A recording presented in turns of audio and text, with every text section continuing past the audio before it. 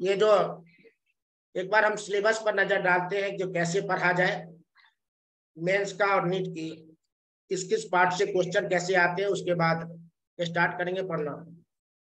तो सबसे पहले एक बार केमिस्ट्री के सिलेबस को हमारे हिसाब से 9 पार्ट में डिवाइड कर लेना चाहिए, जहां से क्वेश्चन आते हैं उसकी बात करें। तो हम सिलेबस पर एक बार नजर डालते हैं।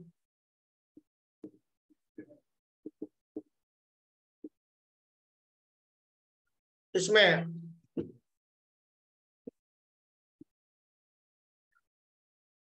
पहला पार्ट में 3 चैप्टर तुम्हें लेना चाहिए, और वो स्ट्रक्चर ऑफ एटम,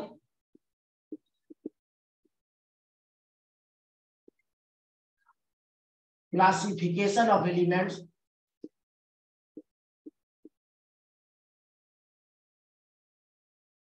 और chemical bond.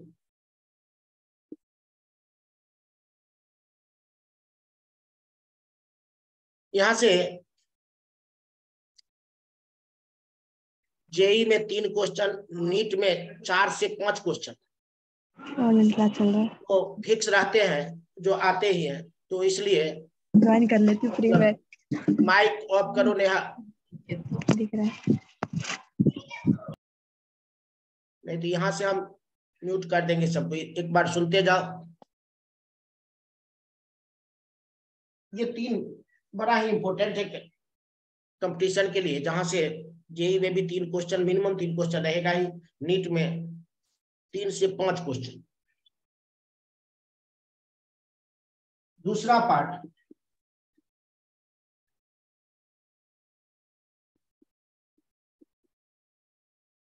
Hydrogen, S block elements,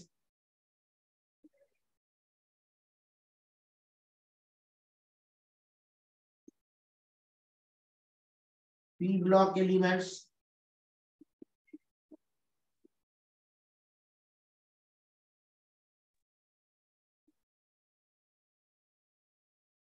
और इन्वायरमेंटल केमिस्ट्री।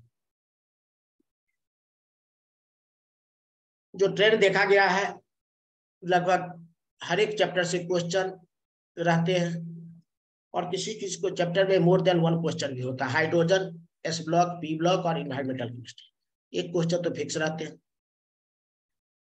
तीसरा पार्ट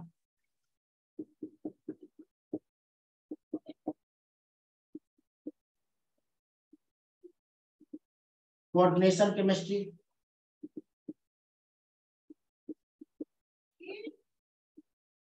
सरफेस केमिस्ट्री,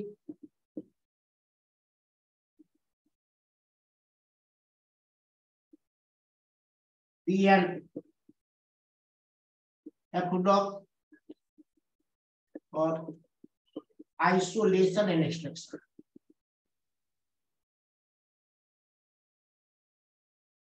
इसमें किसी एक चैप्टर का क्वेश्चन नहीं भी होता है, 2 चैप्टर का क्वेश्चन, लेकिन 2 क्वेश्चन फिक्स है जेई के लिए और 4 क्वेश्चन नीट के लिए। Coordination, surface chemistry, DNF, isolation, extraction.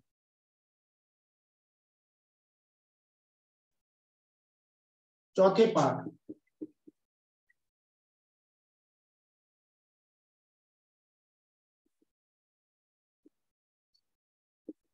Biomolecules, polymers, chemistry everyday. देखो इस पार्ट सब का क्या इंपोर्टेंस है वो भी बता देते, यहाँ से मार्क्स कटने की चांस है। थोड़ा सा अगर तुम सिंसियर हो जाओ, कुछ बातें तुम्हें से कंसेप्ट समझ में आते हैं, तो मार्क्स कटने की कोई चांसेस नहीं होती है।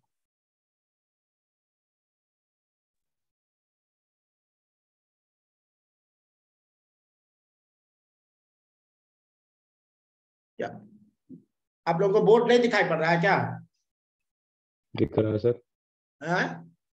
दिख रहा है सर। अच्छे से दिख रहा है। हाँ जैसे दिख रहा है। दिख रहा है तो बायोमोलिक्यूल्स, केमिस्ट्री और पॉलीमर्स। देखो पार्ट वाइज डिवाइड करो, पार्ट वाइज डिवाइड करके उसके बाद पढ़ाई करोगे तो अपने आप जो है तुम्हें आसानी से चैप्टर सब पर कमांडिंग भी हो जाएगा। जी कंसेप्ट बेस्ड क्वेश्चन है इसीलिए। पांचवा पार्ट DOC हाइड्रोकार्बन, और GOC का ये पार्ट है purification, qualitative and quantitative analysis, qualitative and quantitative analysis. Nikhil mic off करो, निखिल माइक ऑफ करो। Purification, qualitative and quantitative analysis, इसका तुम्हें एक साथ करना चाहिए।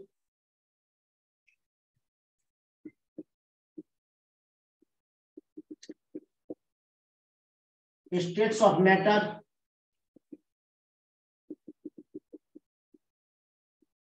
थर्मोडायनामिक्स और इक्विलिब्रियम।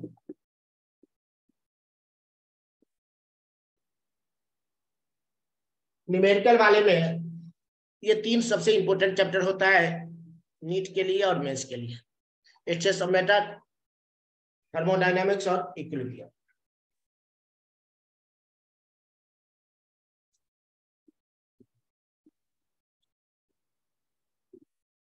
सॉलिड स्टेट,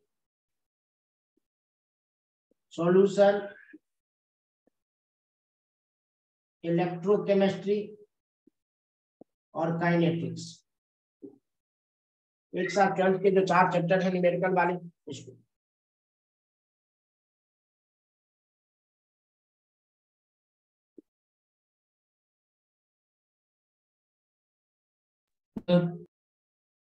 हाँ बोलो सर। ये थर्ड वाले के लास्ट में क्या लिखा आपने? किसके बारे में? थर्ड जो आपने पार्ट करा उसके लास्ट में, fourth part third. Isolation and extraction of metals, metallurgy chapter है। Okay sir.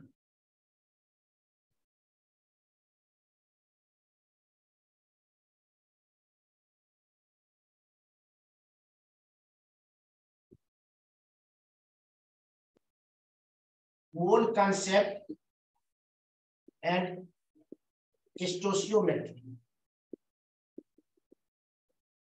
redox and redox titration,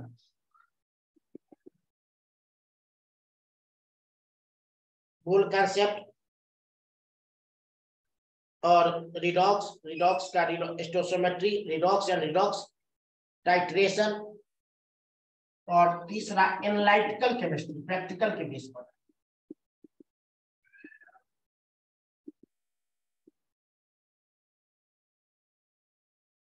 और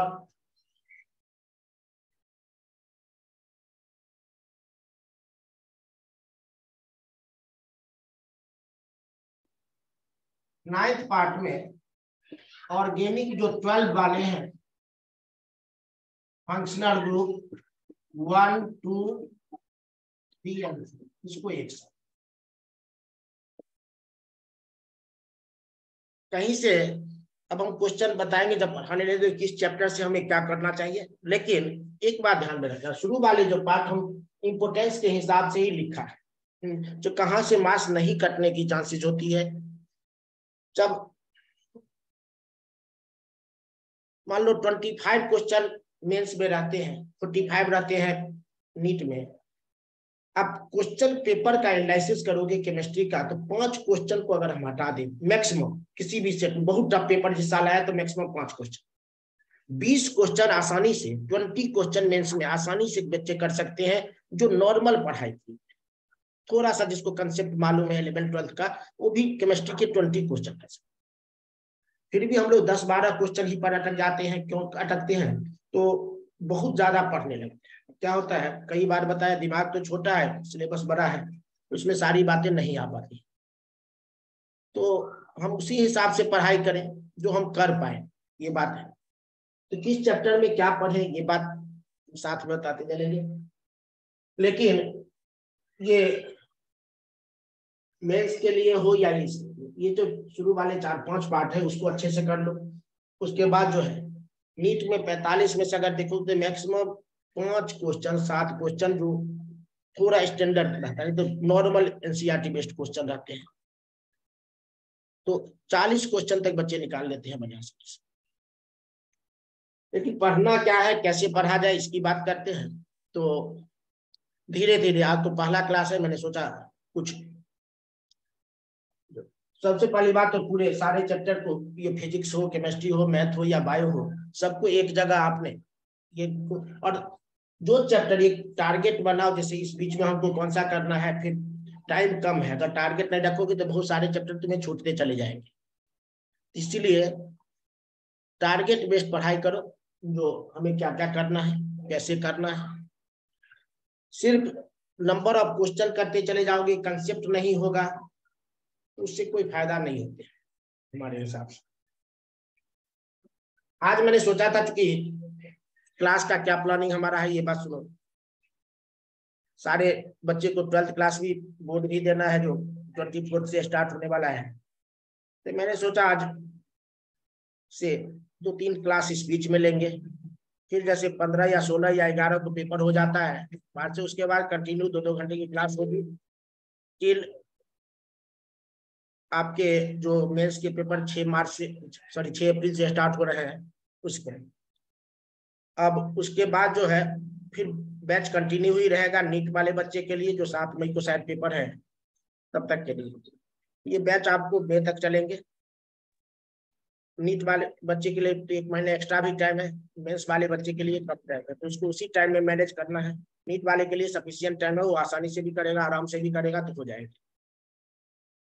तो लेकिन नीट की जो भी बच्चे तैयारी कर रहे हैं, बायो मजबूत होना चाहिए। मेंस वाले के लिए तो केमिस्ट्री के बदौलत हो जाएगा, लेकिन नीट वाले के लिए बायो होना जरूरी है, तो ये बात ध्यान में रखनी। 1 मिनट।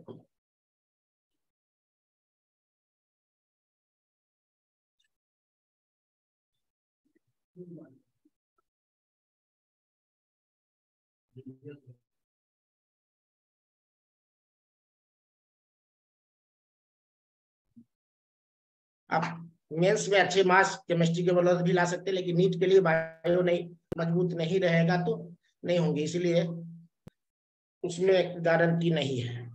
मेंस में गारंटी है, अगर आप केमिस्ट्री अच्छे से, इस बार का जो पैटर्न देखे उसमें फिजिक्स इजी था, तो अगले भी हम लोग प्रेडिक्ट करते हैं जो मेंस में फिजिक्स इजी रहेगा, तो वहां से यहाँ से 20 क्वेश्चन का मिनिमम टारगेट लेकर चलिए, और 20 क्वेश्चन कहाँ कहाँ से आएगा वो आप हम बता देंगे, बड़ी आसानी से आप ला सकते हैं। बाकी 5 क्वेश्चन के लिए कुछ सिलेक्टेड चीज पढ़ करके जाना है, जो अगर आए तो उस पर टिक कीजिए, अगर नहीं आए तो नहीं टिक कीजिए।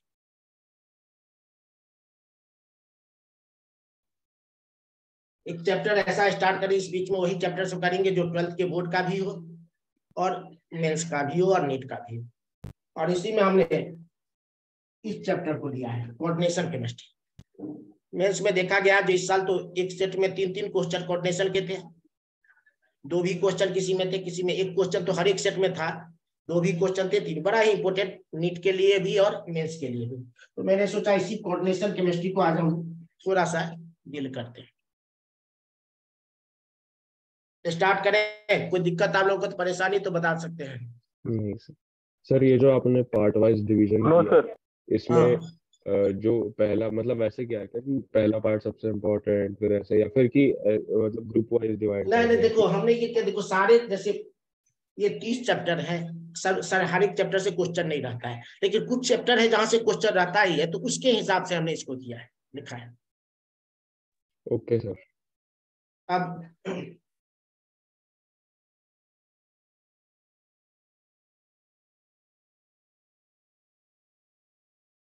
अब दूसरी बात, जहां से आप मार्क्स ला सकते हैं, जहां पर में आपको कोई दिक्कत नहीं हो, निगेटिव मार्किंग, यहाँ पर तो निगेटिव मार्किंग भी जान खा जाता है, तो निगेटिव मार्किंग की चांसेस नहीं। अब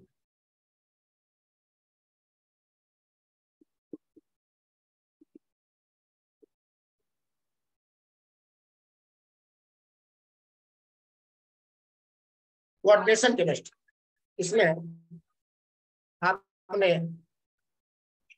अभी 12th में थोड़ा थोड़ा तो सारे बच्चे पढ़े होंगे, इसलिए हम उस चीज को थोड़ा सा रिवीजन करते हुए जो मेन पॉइंट नीट में और मेंस में आते जहां से बच्चे गड़बड़ करते उसकी बात पर हम डिस्कस ज्यादा करेंगे, पढ़ाएंगे सारे। लेकिन देखो ऐसा कंपाउंड होता है, दो तरह के कंपाउंड होते हैं, देखना एक होता है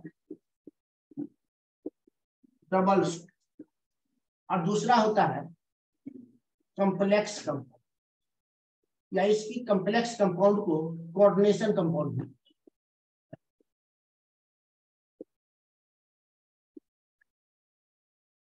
आपके एनसीईआरटी में है और बोर्ड में आ सकता है जो डबल सॉल्ट और कॉम्प्लेक्स कंपाउंड में डिफरेंस बता।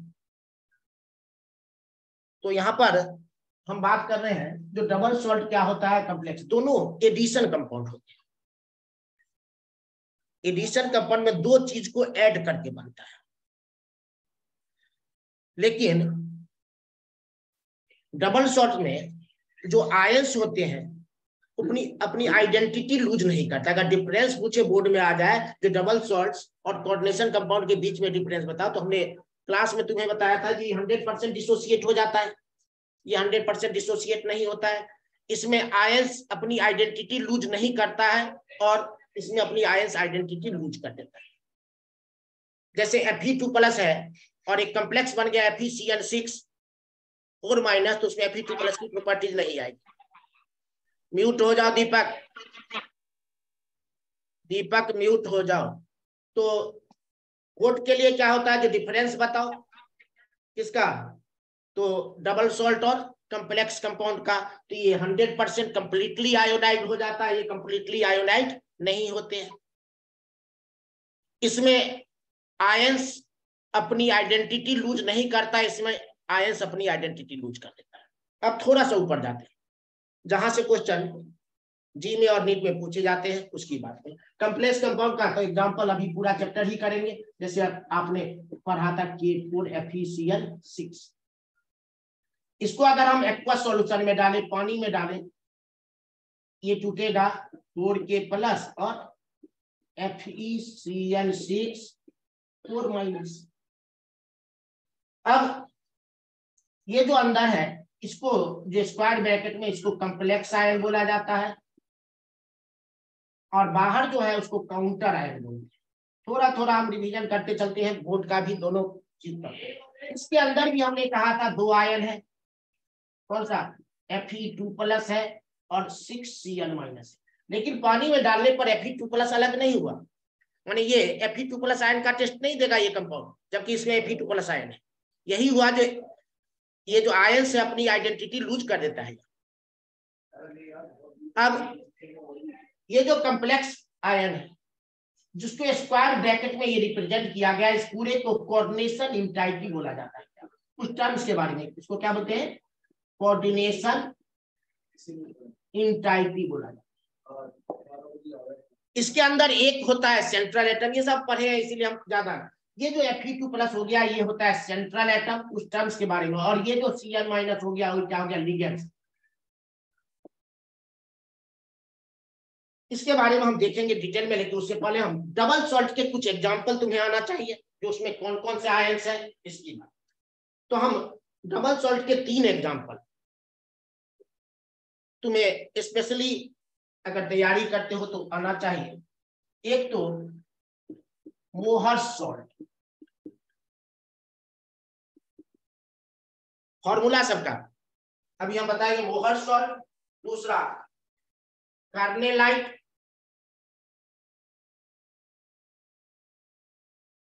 और तीसरा पोटास एलम। ये तीनों डबल सॉल्ट। इसमें कौन कौन सा आयंस है, कितने आयंस बनेगा, ये सारी मोहर्स सॉल्ट प्रैक्टिकल में आपने यूज किया होगा। तो हम कॉम्प्लेक्स के बारे में डिटेल में जाएंगे, थोड़ी सी जो आप पीछे पढ़ा था उसको हमें जानकारी चाहिए। डबल सॉल्ट के 3 एग्जांपल। अब इसका मोहर्स सॉल्ट का फॉर्मूला क्या होता है, याद कौन कौन से सॉल्ट होते हैं इसमें। FeSO4 होता है, डॉट NH4 होल्ट वाइज और होल्ट वाइज SO4 डॉट कितना H2O, 6H2 6H2। ये किसका फॉर्मूला। अगर इसको पानी में डालोगे तो कौन कौन से आयन मिलेंगे, नंबर ऑफ आयन्स कितने मिलेंगे, इसकी बात करो तो इसमें कौन कौन से आयन अगर एक्वस सॉल्यूशन में डाल दिया, Fe2 प्लस बनेगा प्लस 2NH4 प्लस बनेगा प्लस 2SO4 2 माइनस बनेगा। एक SO4 2 माइनस यहाँ पर, एक SO4 2 माइनस यहाँ पर, NH4 प्लस 2। तो वाटर तो वाटर क्रिस्टलाइजेशन है तो वाटर को आयन में काउंट नहीं करना। ये तो नंबर ऑफ, ये मोहर सॉल्ट का फॉर्मूला आना चाहिए FeSO4 NH4 whole twice SO4.6। Addition से बना है, 2 के एडिशन से बना है, लेकिन जब पानी में डाला तो पहले भी इसमें था Fe2 प्लस आयन, यहाँ भी पानी में क्या है Fe2 प्लस आयन। आयंस अपनी आइडेंटिटी लूज नहीं करता है। दूसरा है टर्नेलाइट, ये 2 चैप्टर में आया है। एक आइसोलेशन एक्सट्रैक्शन उसमें भी आया है, ये भी डबल सॉल्ट का एग्जाम्पल। फॉर्मूला याद है दिया? No sir. ACl.MgCl2, ACl potassium chloride और मैग्नीशियम क्लोराइड डॉट 6H2। तब समझ गए होंगे इसमें number of ions K plus Cl minus Mg2 plus, ये 3 तरह के आयंस होंगे, इसको कर्नेलाइट बोला जाता है। और तीसरा है एलम। एलम भी कई तरह के होते हैं लेकिन कॉमन सा होता है पोटास एलम, जिसमें पोटासियम होते हैं। एलम का फॉर्मूला बताओ। K2SO4 dot Al2SO4 whole thrice dot 24H2 K2SO4 dot Al2SO4 whole thrice dot 24H2। Potassium sulphate और एल्युमिनियम सल्फेट, ये 3 तुम्हें जरूर याद रखना। Double salt, Mohr salt. Harshit Singh mic off करो या यहाँ से सबको हम म्यूट कर दे, बताओ। अब बात करते हैं कॉम्प्लेक्स कंपाउंड डबल सॉल्ट। अगर बोर्ड में आए डबल सॉल्ट और इसमें डिफरेंस बताओ तो डबल सॉल्ट कंप्लीटली आयोनाइज होता है, कॉम्प्लेक्स दोनों एडिशन कंपाउंड है, मोर देन 2 से बना है, लेकिन इसमें आयंस अपनी आइडेंटिटी लूज नहीं करता, वहां आयंस अपनी आइडेंटिटी लूज कर देता है। अब हम आते हैं कॉम्प्लेक्स कंपाउंड पर, जिसको कोऑर्डिनेशन कंपाउंड। इसमें अभी हमने एक एग्जांपल दिया था, जैसे FeCN6 4 माइनस, इसको कॉम्प्लेक्स आयन और इस पूरे को कोऑर्डिनेशन इंटाइटी बोलते हैं। इसमें Fe के चारों तरफ Cl लगा हुआ है, ये सब आपको 12th में देखा हुआ अभी अभी जो पढ़े हैं। अब ये कौन सा बॉन्ड बन रहा है, तो कोऑर्डिनेट बॉन्ड बन रहा है। कोऑर्डिनेट बॉन्ड से बॉन्डेड है सेंट्रल एटम, और इसीलिए इसको कोऑर्डिनेशन कंपाउंड भी बोला जाता है। क्या बोलते हैं? कोऑर्डिनेशन कंपाउंड बोलते हैं। अब इसको क्या बोला? सेंट्रल मेटल एटम या सेंट्रल एटम या सेंट्रल मेटल आयन, कुछ भी टर्म रहे, ये सेंट्रल एटम हम बोलते हैं, मेटल जनरली होता है। और ये जो CN है, जो लोन पेयर डोनेट कर रहा है, उसको क्या बोलते थे? लिगेंड्स। तो पहले लिगेंड्स की कहानी, उसके बाद सेंट्रल एटम तो जनरली ट्रांजिशन एलिमेंट्स होते हैं, तो लिगेंड्स हो गया जो लोन पेयर डोनेट करता है, सेंट्रल मेटल एटम हो गया जो लोन पेयर एक्सेप्ट करता है। तो लिगेंड्स के बारे में तुमने पढ़ा होगा, जो कई तरह के लिगेंड्स होते हैं। लिगेंड्स हो गया डोनर ऑफ लोन पेयर। 3 तरह के ligand, negative ligand, neutral ligand और पॉजिटिव लिगेंड। अब निगेटिव लिगेंड में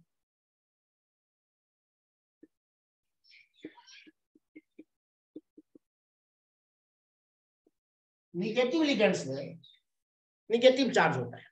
हम 12th के बोर्ड का भी थोड़ा थोड़ा कराते हुए उसके बाद उस क्वेश्चन पर चले जाएंगे। निगेटिव लिगेंड में निगेटिव चार्ज होते हैं, और जैसे जैसे हैलाइड होता है, जिस सब के लास्ट में ID लग या सल्फाइड होता है, उसमें IDO लगा जाता है, हैलाइड से हेलिडो बन जाता है। जिसमें सल्फाइड है तो क्या लिखोगे? सल्फीडो। तो नेमिंग जो करते थे जब लिगेंड के फॉर्म में रहता है हैलाइड तो क्या लिखते थे? हैलिडो।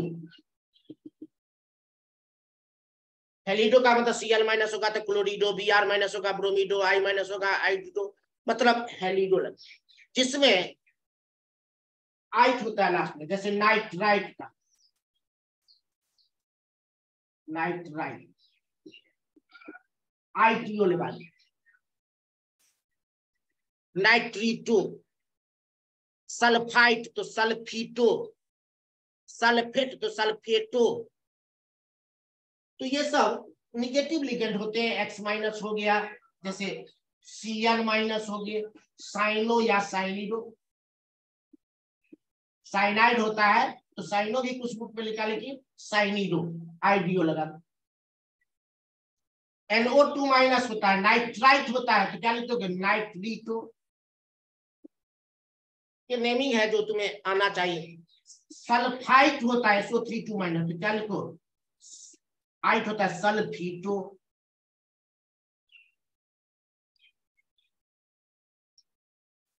ये कुछ निगेटिव लिगेंड होते हैं। अब कुछ न्यूट्रल लिगेंड की बात, ये थोड़ा सा याद ही रखना पड़ेगा तुम्हें। न्यूट्रल लिगेंड जिस पर कोई चार्ज, न्यूट्रल NH3 कई बार बता चुके हैं 12th में भी, जो एमीन लिखा जाता है AMMINE, H2O, एक्वा,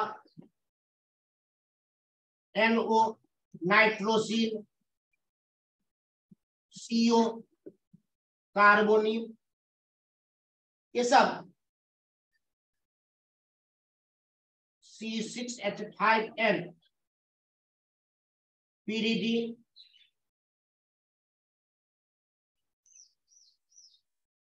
ये सब है न्यूट्रल लिगेंड। पॉजिटिव लिगेंड का एग्जांपल एक NO प्लस बताया था, नाइट्रोसोनियम, नाइट्रोसोनियम, हाइड्रोजन। ये सब नेमिंग है, थोड़ा सा तुम्हें ध्यान में रखना चाहिए। जो नेमिंग है तुम्हें बोर्ड में भी यूज होगा। अब हम कुछ स्पेशल बातें, एक तो लिगेंड की डेंटिसिटी, जहां से क्वेश्चन नीट में या मेंस में आते हैं, उसको थोड़ा अच्छे से तुम्हें डेंटिसिटी ऑफ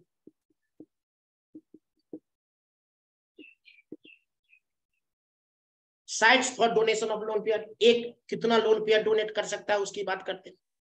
अगर एक ही डोनर है, वन डोनर एटम, इसको बोलते थे मोनोडेंटेट या यूनिडेंटेट लिगेंड, एक ही डोनर एटम हो। देखो जैसे NH3, इसमें नाइट्रोजन पर लोड किया है, यही मेटल को देगा, क्या कहलाएगा? मोनोडेंट। या H2O लिखा है, H2O, ऑक्सीजन पर है दो लोन पेयर, लेकिन एक ही लोन पेयर डोनेट करेगा मेटल को, क्या कहलाएगा? मोनोडेंटेट। लेकिन यहां पर एक टर्म आता है, जैसे कार्बन मोनोऑक्साइड CO, इसका स्पेशल, इसमें ऑक्सीजन पर भी लोन पेयर होता है, कार्बन पर भी लोन पेयर। अब ये इसको कार्बोनिल ग्रुप बोला जाता है और इसको पाई एसिड बोलते हैं। क्या बोलते हैं? ध्यान रखना, कार्बोनिल ग्रुप CO को कौन सा, इसमें से कौन सा पाई एसिड है, कौन सा ligand, which ligand of the following pi acid, तो याद रखना कौन सा? कार्बोनिल। तो कार्बोनिल का नाम पाई एसिड, नीट में और मेंस में क्वेश्चन आ सकते हैं, इसको क्या बोला जाता है? पाई एसिड बोलते हैं। इसकी एक अलग ही कहानी है मेटल कार्बोनिल पे, उसमें बताएंगे। लेकिन अब मोनोडेंटेट में दो तीन एग्जाम्पल, Cn, साइनाइड, साइनाइड में और उस पर माइनस चार्ज होता है, Cn माइनस, तो कार्बन पर भी और नाइट्रोजन। देखो अगर कार्बन मेटल को डोनेट किया, या क्या हो सकता है, नाइट्रोजन भी डोनेट कर सकता है, लेकिन दोनों एक साथ नहीं कर सकते, उसका भी रीजन है। अगर दोनों एक साथ कर देता है, देखते यो भी करके दिखा देते हैं, इस पर भी लोन पेयर, इस पर भी लोन पेयर, ये मेटल को डोनेट कर देगा। मेटल को अगर लोन पेयर डोनेट करता है तो 3 मेंबर का रिंग बनता है। और ध्यान रखना 3 या 4 मेंबर का रिंग क्या होता है? अनस्टेबल होती है, अनस्टेबल होता है। 5 या 6 मेंबर का रिंग बने जो हम चीलेट लिगेंड में पढ़ाएंगे, चीलेट वो क्या होगा, स्टेबल होगा। 3 या 4 का रिंग बनता हो तो क्या होता है, अनस्टेबल होते हैं। तो सी और एन एक साथ डोनेट नहीं कर सकते, लेकिन जब कार्बन मोनोडेंटेट है, कार्बन करेगा, कार्बन भी दे सकता है और नाइट्रोजन भी दे सकता है, अलग अलग। और ऐसे लिगेंड को याद है क्या बुलाया जाता था, एम्बिडेंट लिगेंड। क्या बोलते थे, एम्बिडेंट लिगेंड। और एम्बिडेंट लिगेंड के कुछ एग्जांपल जो है मोनोडेंटेट, दोनों एक साथ डोनेट नहीं करेगा। एक होता था SCN- और NCS-, थायोसाइनेटो और आइसोथायोसाइनेटो, OCN- और NCO-, ऑक्सोसाइनेटो और आइसो ऑक्सोसाइनेटो। ये क्या है, NO2- और ONO-। ये सारे इतने एग्जांपल तुम्हें याद रहना चाहिए किसका, एम्बिडेंट लिगेंड का। डायरेक्ट क्वेश्चन, सब हम ज्यादा कहानी पर नहीं जाते हैं, सिर्फ क्वेश्चन की तरफ। अब कहानी जो ट्विस्टिंग है वो बाइडेंटेट लिगेंड का, उतना तुम्हें एनसीईआरटी में नहीं पढ़ाया गया, नीट में और मेंस में उससे सिलेबस हाई है। तो डाइडेंटेट लिगेंड की बात करते हैं, या बाइडेंटेट लिगेंड जिसमें 2 डोनर है, और कुछ एग्जांपल उसके जिसमें डेंटिसिटी, इसमें तुम्हें एम्बिडेंट लिगेंड ध्यान में रखना है, और कार्बोनिल को क्या बोलते हैं, पाई एसिड। बाकी जो तुमने 12th में किया वो सफिशिएंट। अब जिसके पास 2 डोनर है, उसके 2 डोनर है, जिसको डाइडेंटेट लिगेंड बोलते हैं। और इसके कुछ स्पेशल एग्जांपल, कुछ तो तुमने किया था। एक एग्जांपल देखो, NH2NH2, ये कौन सा कंपाउंड है, किस चैप्टर में पढ़ा था, NH2NH2 का नाम बताओ, हाइड्रोजन। हाइड्रोजन। और पढ़ा था जो दोनों पर में एक एक लोन पेयर, पहले ये एक स्पेशल है, तो होना चाहिए डाइड। लेकिन अगर ये मेटल को डोनेट कर देता तो कितने मेंबर का रिंग बनता है, ये बता दो। 3। और 3 मेंबर रिंग क्या होते हैं, अनस्टेबल। और इसमें याद रखना ये डाइडेंटेट लिगेंड नहीं है तो 2 नाइट्रोजन पर लोन पेयर, लेकिन ये डाइडेंटेट लिगेंड नहीं है। It is an example of monodentate ligand, क्योंकि जैसे ही दोनों डोनेट कर देगा क्या हो जाएगा, 3 मेंबर रिंग बन जाएगा। और 3 मेंबर रिंग क्या होता है, अनस्टेबल। अब दूसरा,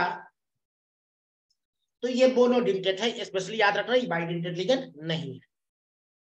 चलिए एक एग्जांपल ये देखिए,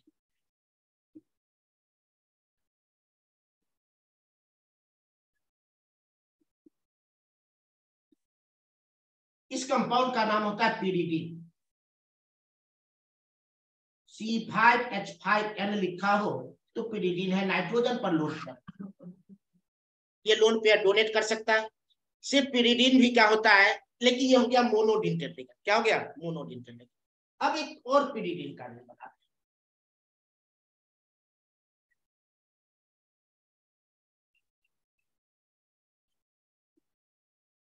इस पर भी लोन पेयर, इस पर भी, और इस दोनों पिरिडीन को मिला देते हैं। अब देखो यहां पर पिरिडीन का था, अब को इसको बाई पिरिडीन भी बोला जाता है, बाई, 2 पिरिडीन है।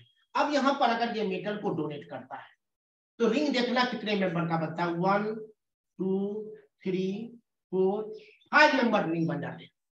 और 5 मेंबर रिंग बन जाता है तो ये क्या होगा, स्टेबल होगा या अनस्टेबल, ये बता दो। स्टेबल। तो इसको ये होता है डाइडेंटेट लिगेंड, मतलब डेंटिसिटी कितना हो गया, 2 हो गया, डाइडेंटेट। इसको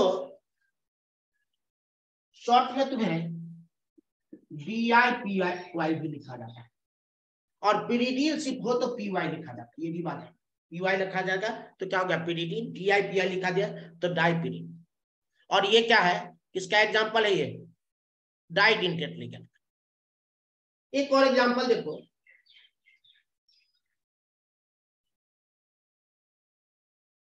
इसको तो तुम लोग इसमें भी पढ़ा है,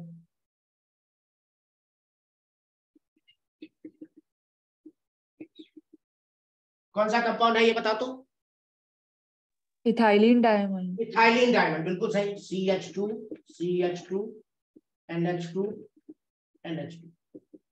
इस नाइट्रोजन पर भी लोन पेयर, इस नाइट्रोजन पर भी लोन पेयर डोनेट किया मेटल को, सेंट्रल एटम को कोऑर्डिनेट बॉन्ड बना है 1 2 3 कार्बन कार्बन 4 5 मेंबर रिंग बन रहा है। तो इथाइलिन डायमाइन या इथेन 1,2 डायमाइन।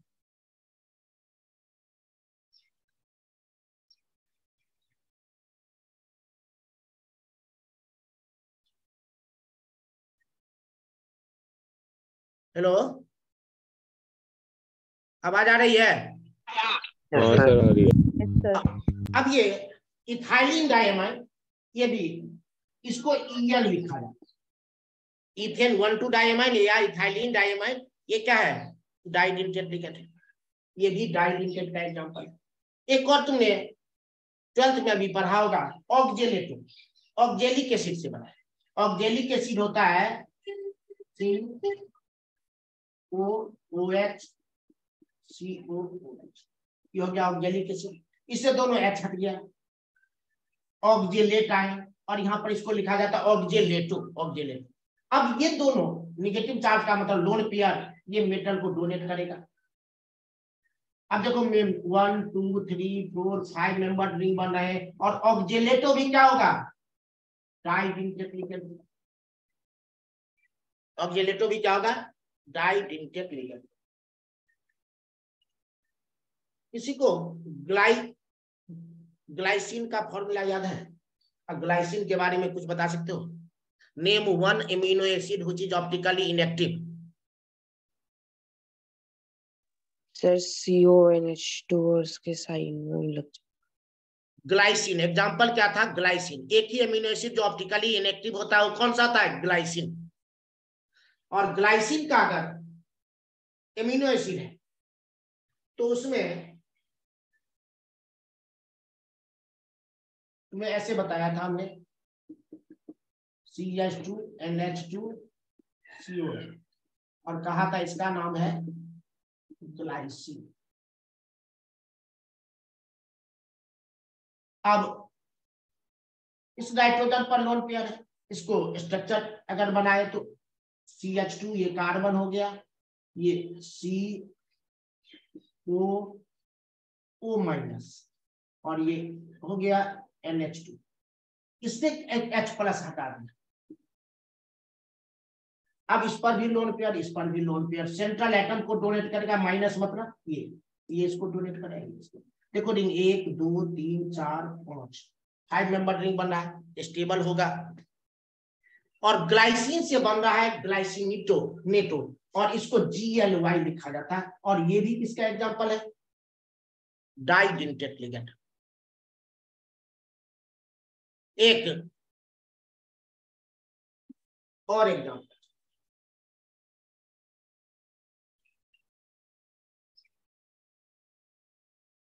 DMG, बड़ा इंपोर्टेंट, कई बार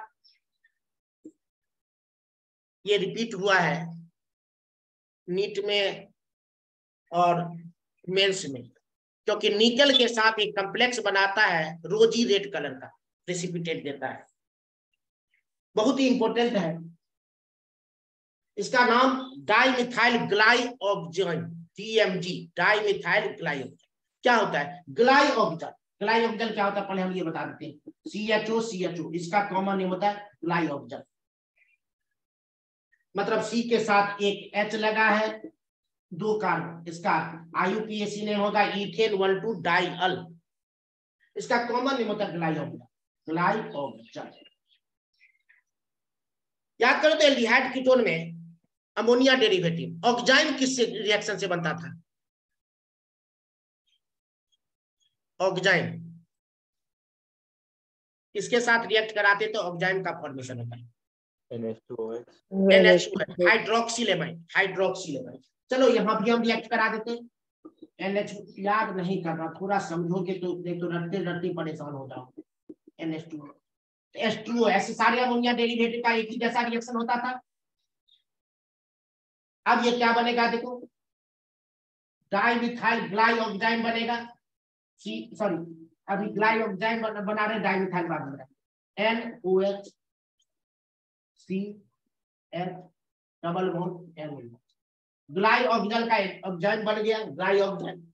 अब ये दोनों H जो है इस H को हटा करके हम मिथाइल ग्रुप लगा देते तब नाम क्या हो जाएगा डाई मिथाइल ग्लाइऑक्साइड।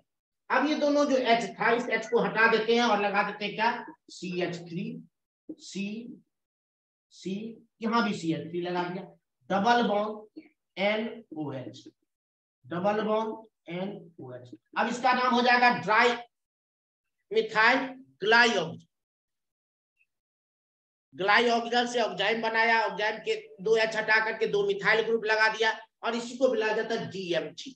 अब DMG पूरा एक H प्लस हटा दिया ऊपर कौन सा चार्ज आ जाएगा नेगेटिव ऊपर कौन सा चार्ज आ जाएगा नेगेटिव डाइमिथाइल ग्लाइऑक्जेमेटो DMG के।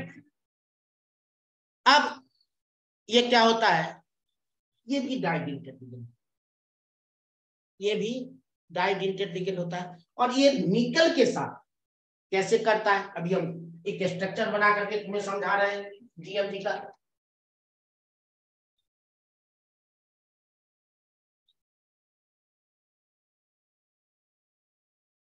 हाँ ठीक है जाओ जाओ।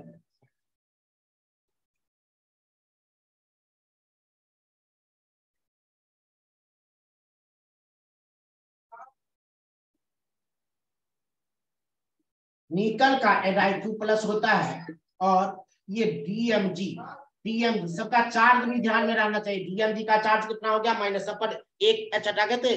ग्लाइऑक्जेमेटो का चार्ज कितना हो गया -1। C2O4 का चार्ज कितना हो गया -2। तो जो हटा दे DMG ये बना लेता है एक कॉम्प्लेक्स बड़ा ही सुंदर सा कॉम्प्लेक्स है NiDMG होल ट्वाइस और इसका रोजी रेड कलर होता है काफी पीटी होती है। अब इसका स्ट्रक्चर हम बना रहे हैं देखना इसमें कई सारे क्वेश्चन फॉर्म करता है नीट में और मेंस में इसीलिए इसका स्ट्रक्चर Ni2+ तो सेंटर में होते हैं निकल। अब दो DMG दो डाइमिथाइल ग्लाइऑक्साइड अभी बताता है C सिंगल बॉन्ड C तो क्या लगा रहता है CH3 CH3।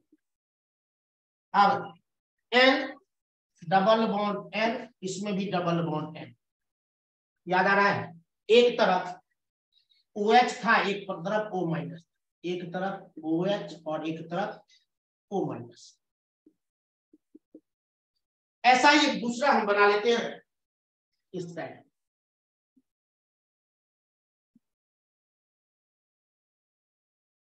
CH3 double bond N double bond N एक में O- इधर डाल दिया एक में OH डाल दिया।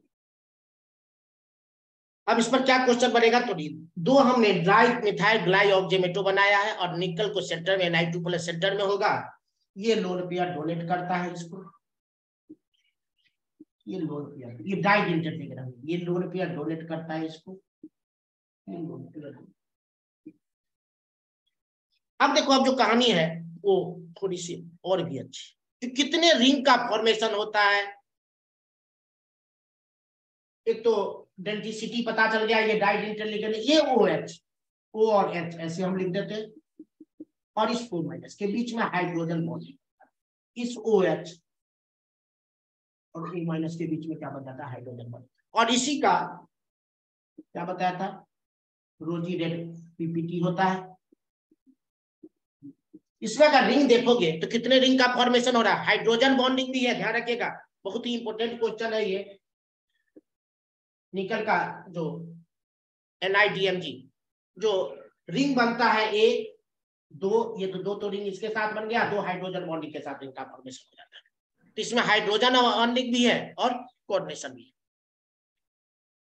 ये डाइमिथाइल ग्लाइऑक्साइड से ग्लाइऑक्साइड बनाया दो H हटा करके दो मिथाइल ग्रुप लगा दिया।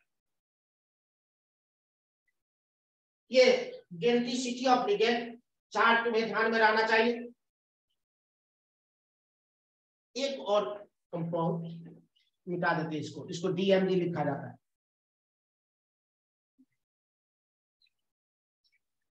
अब देखो एक कंपाउंड हम लिख रहे हैं, तुम पहचानना है, इसको नाम बता दे। सब जानते होंगे एसीटोन है ये कौन सा कंपाउंड है? Acetone, CH3COCH3। अब इसमें से एक H हटा दे और एक एसिटाइल ग्रुप लगा, CH3CO को एसिटाइल ग्रुप लगा। अब ये होगा एसिटाइल एसीटोन, कॉमन है। अब यहां पर एक कभी पढ़ाएंगे टोटोमेरिज्म होता है, और टोटोमेरिज्म होता है इसका H जो है O के पास चला जाता है, डबल बॉन्ड यहाँ आ जाता है, डबल बॉन्ड यहाँ जाता है, और H इसका एक यहाँ O के पास चला जाता है, तो बनता है CH3C डबल बॉन्ड O, यहाँ आ जाता है CH, जो था CH2 का एक H चला गया तो CH बचेगा, double bond C single bond OH CH।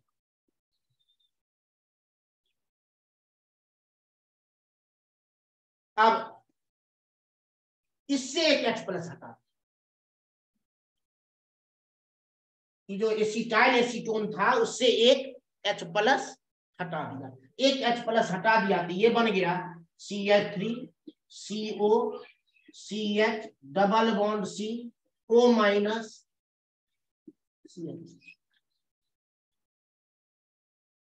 इसको चार्ज कितना, इसका चार्ज सबका ये जो लिख रहे हैं इसको AC लिखा जाता है, माइनस हो। एसिटाइल एसीटोनेटो, एसीटोन से एसीटोनेटो, एसिटाइल एसीटोन, इसी का एसिटाइल एसीटोन का ये टोटोमर्स है, और उससे एक H प्लस हटा गया है तो एसिटाइल एसीटोनेटो। AC माइनस लिखा रहेगा एग्जाम में, माइनस नहीं लिखा रहेगा, चार्ज पूछा जा सकता है। अब इसका अगर स्ट्रक्चर देखें तो AC माइनस, इसमें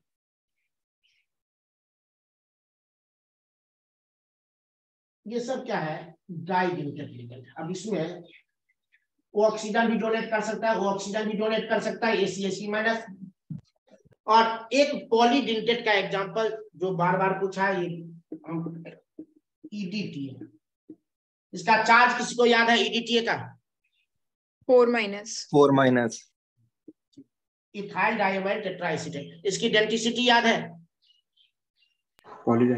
हेक्साडेंटेट 6 तो इथाइलिन डाइअमाइड ये था CH2 NH2 अब ये चारों H हटा करके 4 एसीटेट आयन लगा देते, CH2CO माइनस CH2CO, H हटा दिया CH2 COO minus CH2 COO, इसी को बोला जाता है EDTA। चार्ज याद रखिएगा 4 माइनस, और इसका डेंसिटी 1 2 3 4 5 और 6 हेक्साडेंटेट लिगेंड है। डेंसिटी कितना होता है 6, EDTA हेक्साडेंटेट लिगेंड है, एक साथ ये 6 कोऑर्डिनेट मात्रा पढ़ने सकते हैं। अब दो टर्म था तुम्हारे बोर्ड के लिए, एक ऑक्सीडेशन नंबर, दूसरा कोऑर्डिनेशन। तो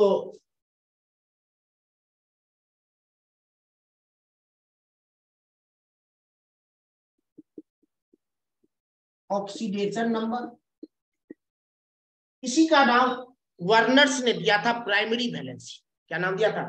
प्राइमरी वैलेंसी। और दूसरा था कोऑर्डिनेशन नंबर,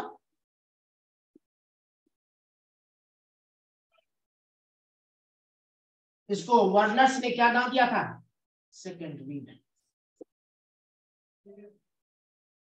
आ जाते हैं सिंपल सा क्वेश्चन, जो प्राइमरी वैलेंसी बताओ, सेकेंडरी बोर्ड में भी क्वेश्चन आएगा, नीट में भी आते हैं, तो तुम्हें सिंपल सी बातें आनी चाहिए। जो चार्ज होता है, देखो जैसे हमने लिखा CONH3 Cl3, यहाँ कोबाल्ट, ये दोनों सेंट्रल एटम का, ये है कोबाल्ट। कोबाल्ट का ऑक्सीडेशन नंबर निकालने आता है तो चार्ज में ये सब प्लस में पढ़ा है, X + 6 - 3 = 0, X = कितना आ जाएगा +3। इसका प्राइमरी वैलेंसी मतलब ऑक्सीडेशन नंबर क्या हो गया, मतलब यहाँ पर CO पर चार्ज क्या है प्लस, और इसीलिए 3 माइनस के साथ 3Cl माइनस के साथ कंबाइन, ये CO3 प्लस और 3Cl माइनस के बीच में आयनिक इंटरेक्शन होगा और इसीलिए कहते हैं जो प्राइमरी वैलेंसी आयोनाइजेबल होता है ये 3Cl माइनस। अब ये कितने NH3 से सराउंडेड है, 6 कोऑर्डिनेट बॉन्ड बना रहा है, तो जितना कोऑर्डिनेट बॉन्ड बनाएगा वो क्या कहलाता है, कोऑर्डिनेशन नंबर। बड़ा ही इंपॉर्टेंट है, इसी कोऑर्डिनेशन नंबर से हम प्रेडिक्ट करा देंगे VBT से ज्योमेट्री, शेप और हाइड्रेस। तो कोऑर्डिनेशन नंबर कितना है, 6 है, क्योंकि CO के अराउंड में कितने NH3 है, तो 6 NH। ये कोऑर्डिनेशन नंबर की कहानी जनरली नीट में और मेंस में 3D सीरीज वाले पूछते हैं, तो वो तो तुम्हें याद रहना चाहिए। 3D सीरीज मतलब ट्रांजिशन एलिमेंट का scandium, titanium, vanadium, chromium, manganese, iron, cobalt, निकल, कॉपर, जिंक। तो ऑक्सीडेशन नंबर तो निकाल लेंगे जैसे, और जितना लिगेंड रहेगा, अगर कोई डाइडेंटेड लिगेंड है, मान लो ये कहानी नहीं दिया, ये कहानी दिया CuEn होल ट्वाइस Cl, कुछ आप बताओ। इथाइलिन डायमंड 2 है और इथाइलिन डायमंड कितना डाइडेंटेड लिगेंड होता है, और एक लिगेंड 2 बॉन्ड बनाएगा तो 2 लिगेंड कितने बॉन्ड बनाएंगे, 4। तो 4 कोऑर्डिनेट बॉन्ड बना है तो यहाँ कोऑर्डिनेशन नंबर कितना हो जाएगा, 4। अब कोऑर्डिनेशन नंबर की जो जनरली कहानी है वो 3D वाले के लिए कुछ बातें बताओ।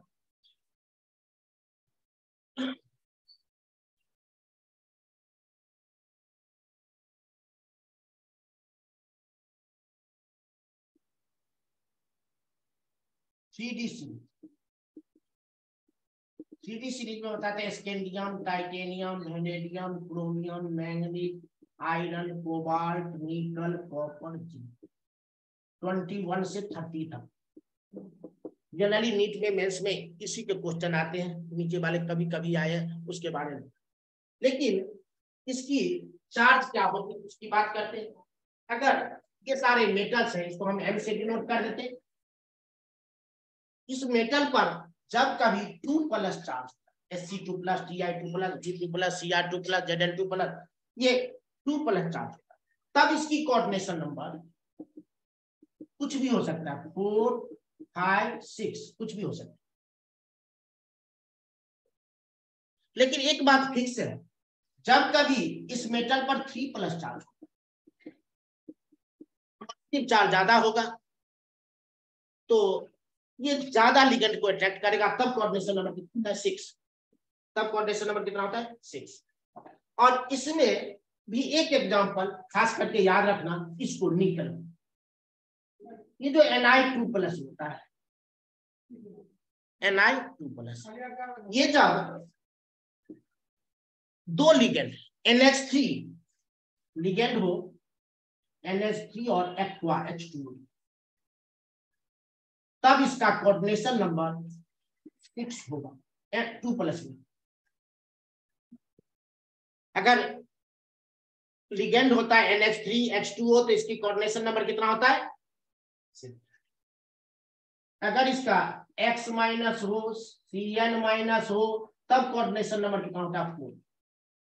जनरली 5 वाला तुम्हें नहीं पढ़ाया गया, इसलिए हम नहीं डिस्कस कर रहे हैं ये। और 3+ में होगा तो कोऑर्डिनेशन नंबर कितना होता है, 6 होते हैं। इसी कोऑर्डिनेशन नंबर से आगे हम लोग हाइब्रिडेशन पता करेंगे। जो 4 होगा तो क्या होगा, ये सब तो याद होगा। अगर कोऑर्डिनेशन नंबर 4 होगा तो हाइब्रिडेशन बताओ तो, sp3 और dsp2 हो सकता है, या तो sp3 होगा या dsp2 sp3 होगा या dsp2 होगा। sp3 का शेप कैसा, टेट्राहेड्रल। और इसका स्क्वायर। अब एक क्वेश्चन अगर आ जाए, which d orbital take part in dsp2, कौन सा d ऑर्बिटल पार्ट ले रहा है किसमें, dsp2। तो याद रखना इस dsp2 में पार्ट लेता है, स्क्वायर प्लेनर शिप होता है। तो स्क्वायर प्लेनर होता है किसका, ये देखो प्लेनर, तुमने d ऑर्बिटल का शेप बनाया, लोब्स कहां पर में होता है, x एक्सिस, और ये लोब्स किसका होता है, ये शेप देखो स्क्वायर, ये किसका होता है, स्क्वायर प्लेनर। ये कौन सा है ऑर्बिटल, dx² माइनस y²। तो which d orbital take part in hybridization of ds, chemical bonding से भी आते हैं और यहां से भी आते हैं। तो कौन सा d ऑर्बिटल पार्ट लेता है dsp2 में, तो d x square minus y square, जिसका लोब्स कहां पर में होता है, एलोंग द एक्सिस होते हैं। और हाइट में sp3d या dsp3, इसका शेप कैसा होता है, ट्राइगोनल ट्राइगोनल बाई। बाइपिरामिडल। और इसमें कौन सा डी ऑर्बिटल पार्ट लेता है, कुछ d orbital take part in hybridization of sp3d या dsp3, याद रखिएगा dz स्क्वायर। कौन सा, डी में 5 ऑर्बिटल, डी में 5 ऑर्बिटल याद है, dxy dyz dxz dx square minus y square और dz स्क्वायर। तो इसमें कौन सा पार्ट लेता है, dz स्क्वायर। 3 एक प्लेन में होता है, एक ऊपर और एक नीचे, तो 2 ही लोब्स किसमें होते हैं, ऊपर नीचे, तो dz स्क्वायर। यहाँ पर कौन पार्ट लेता है, dz स्क्वायर। ऐसा होता है ट्रायंगुलर बाइपिरामिडल, आपने पढ़ा होगा, एक सेंटर लिमिटल है। और dz स्क्वायर का शेप आपको याद होगा, तो z एक्सिस पर 2 लोब्स होते हैं। यहाँ पर कौन सा डी पार्ट लेता है, तो dz स्क्वायर। कुछ d orbital take part in hybridization of sp3d या dsp3, तो आंसर क्या होगा, dz स्क्वायर। और जब कोऑर्डिनेशन नंबर 6 होता है तो 2 हाइब्रिडेशन होता था, कौन कौन सा, D2 sp3 और sp3 d2। 2 sp3 और sp3d2, दोनों का शेप कैसा, ऑक्टाहेड्रल, ऑक्टाहेड्रल। और which d orbital take part, कौन सा डी ऑर्बिटल पार्ट लेता है इसमें, ऑक्टाहेड्रल का शेप कैसा होता है, 4 एक प्लेन में होता है,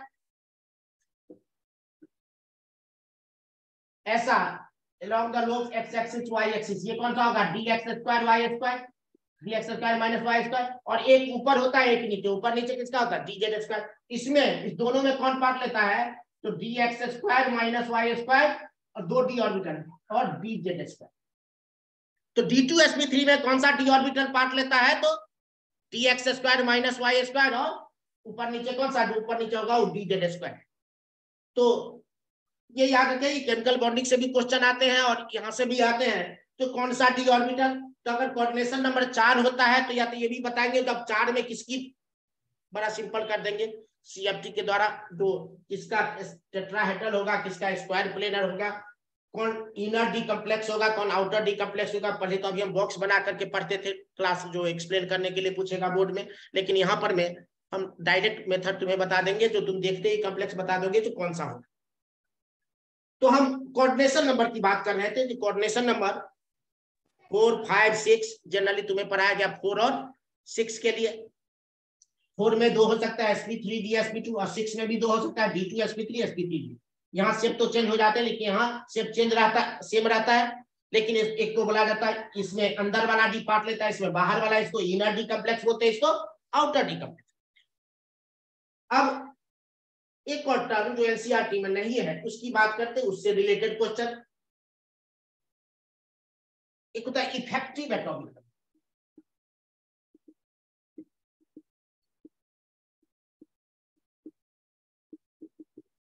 मेंस और नीट के सिलेबस में है इफेक्टिव एटॉमिक नंबर। क्या होता है, डिफरेंशियल से भी जरूरत नहीं, कैलकुलेट कर। जनरली एक रूल था, सिडबर्ग ने दिया था, तो सिडबर्ग इफेक्टिव एटॉमिक नंबर रूल भी बोला जाता है, जो कॉम्प्लेक्स कंपाउंड का फॉर्मेशन क्यों करता है एटम, तो अपना नियरेस्ट इनर्ट गैस कॉन्फ़िगरेशन लाने के लिए। इसका मतलब क्या हुआ ये मैं बता दूं, इफेक्टिव एटॉमिक नंबर कैसे निकालोगे। जैसे कोई कॉम्प्लेक्स दे दिया FeCN6 4।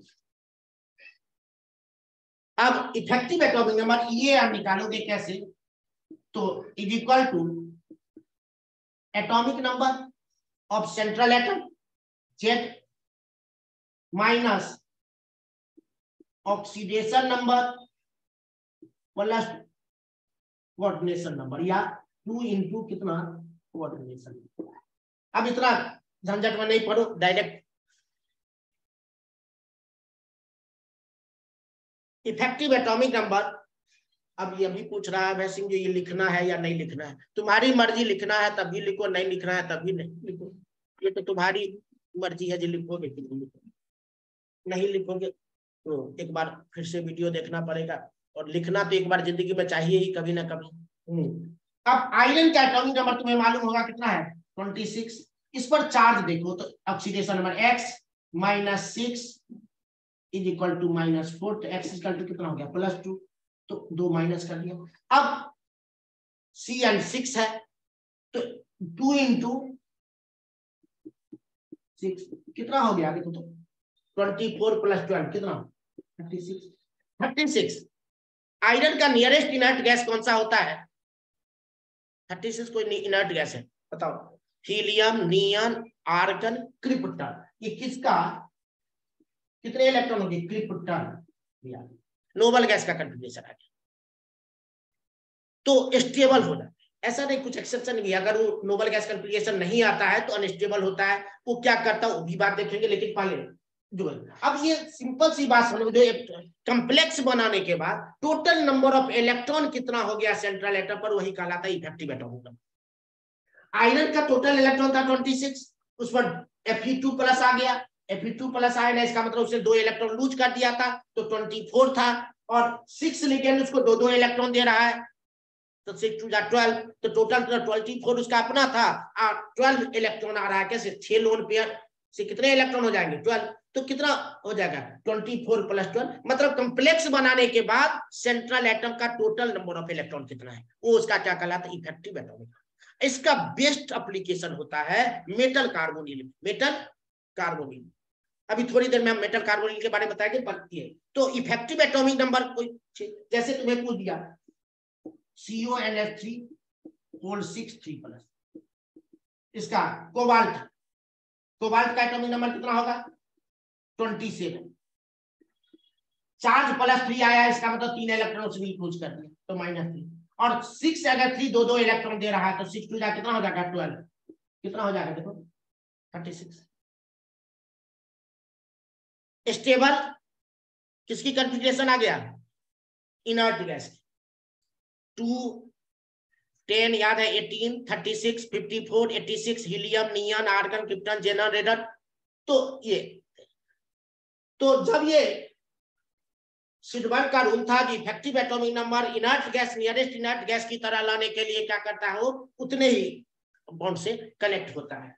अब एक एग्जांपल देखो, इसी से रिलेटेड है, बड़ा इंपोर्टेंट है मेटल कार्बोनिल, जिसके बारे में हम बैक बॉन्डिंग या सिनर्जिक बॉन्ड पढ़ाए, एक बार फिर से हम यहाँ पर उसको बनाएंगे।